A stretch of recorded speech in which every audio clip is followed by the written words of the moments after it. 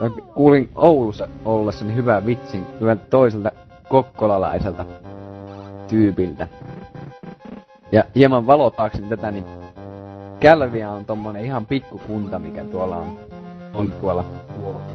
Nykyään Kokkola. Tuossa ihan Kokkolan liepeillä, niin Nykyään Kokkola. Niin, nykyään se on Kokkola, mutta ennen oli Kälviä, niin tää vitsi kertoo siis Juhosta, ja Juho meni tuolla kaupungilla, tai oli baarissa jonkun akaan kanssa, sitten sanoi sille naiselle, että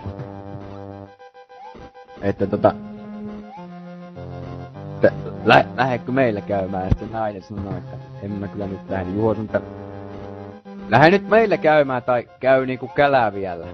Sitten se akkas, no okei, sitten pääs sinne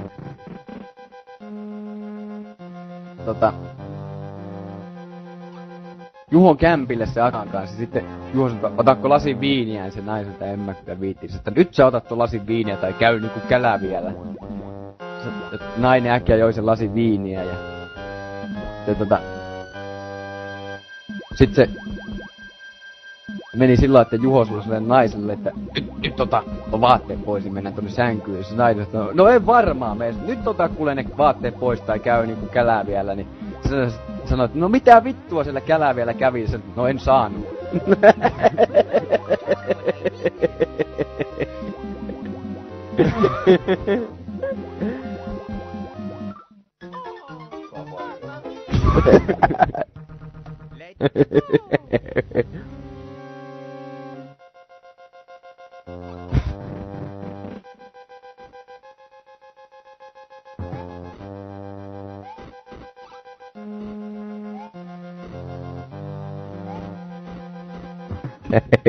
Se on tää yöaika tää. Ai. Padum.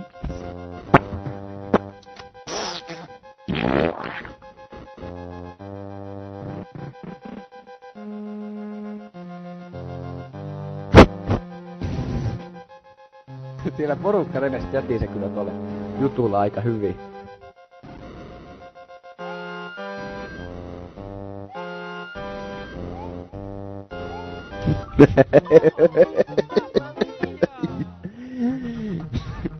On kyllä, meillä on äärettä.